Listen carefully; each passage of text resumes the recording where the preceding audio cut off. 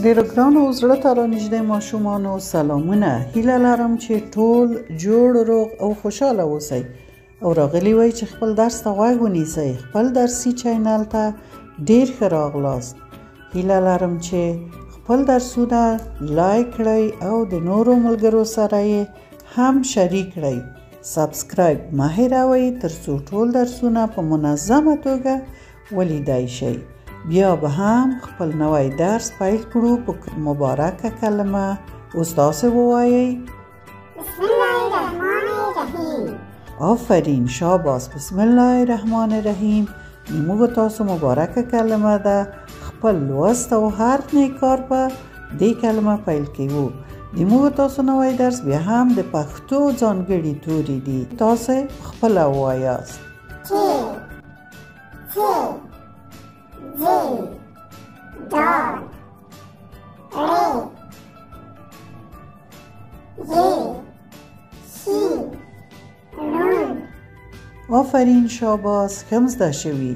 نو نن به د کوم توري نوبت وي؟ د ښین. آفرین. د سین په رقم لیکل کېږي. یو ټکی په سر کې، یو ټکی د لاندې دی. ښین هم په کلماتو کې درې غږه لري: ښه، ښې، ښو. ښه، ښې، ښو. ښین په کلماتو کې درې غږه لري لکه د نورو تورو په شان.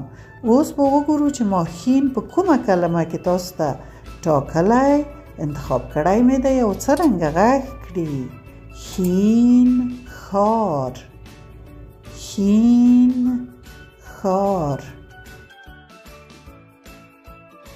دا تصویر وګورئ. دا د موږ تاسو د وطن د مرکز د کابل ښکلی تصویر دی. ښین ښار. ښین ښار. ښین ښار. ښین ښار. اوس به راشو بیا به وګورو چې ما ښین په کومه کلمه کې تاسو ته ټاکلی یا مې خوښ کړی او څنګه تلفظ کیږي. ښین ښکلی. ښین ښکلی یا ښکلی. دې تصویر ته تاسو وګورئ. په دې کې یوه ښکلې منظره ده. ښین ښکلی. او کله چې تاسو یوه نارینه ته ښکلی استعمالوئ بیا څه شی وایئ؟ ښکلی. ښین ښکلی تصویر.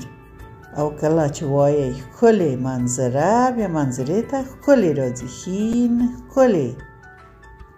ښین ښکلی.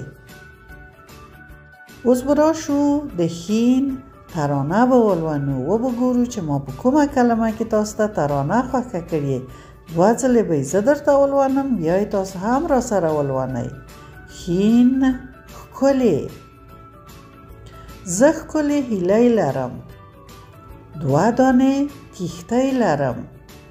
بیا ښکلی سهار شي دوی هم په قار قار شي. تاسو بیا یې چې هیلۍ یو رقم غږ کړي: قار قار. بیا به یې درته ولولم. زه ښکلې هیلۍ لرم. دوه دانې کښتۍ لرم. بیا ښکلی سهار شي دوی هم په قار قار شي. اوس یې تاسو ولولئ. ښین ښکلی. زه ښکلې هیلۍ لرم. دوه دانې کښتۍ لرم. بیا ښکلی سهار شي دوی هم په قار قار شي. بیا یې هم ولولئ. زه ښکلې هیلۍ لرم. دوه دانې کښتۍ لرم. بیا ښکلی سهار شي دوی هم په قار قار شي. آفرین، شاباس. ډېره ښایسته مو لوسته. خدای دې وکړه چې دا ترانه مو هم خوښه شوې وي. اوس نو د کارخانګي نوبت دی. ښین په خپلو ښایسته کتابچو کې یوه صفحه ولیکئ. پلار جان و مور جان ته یې وښایاست چې کومه تېروتنه هم نه وي کړې.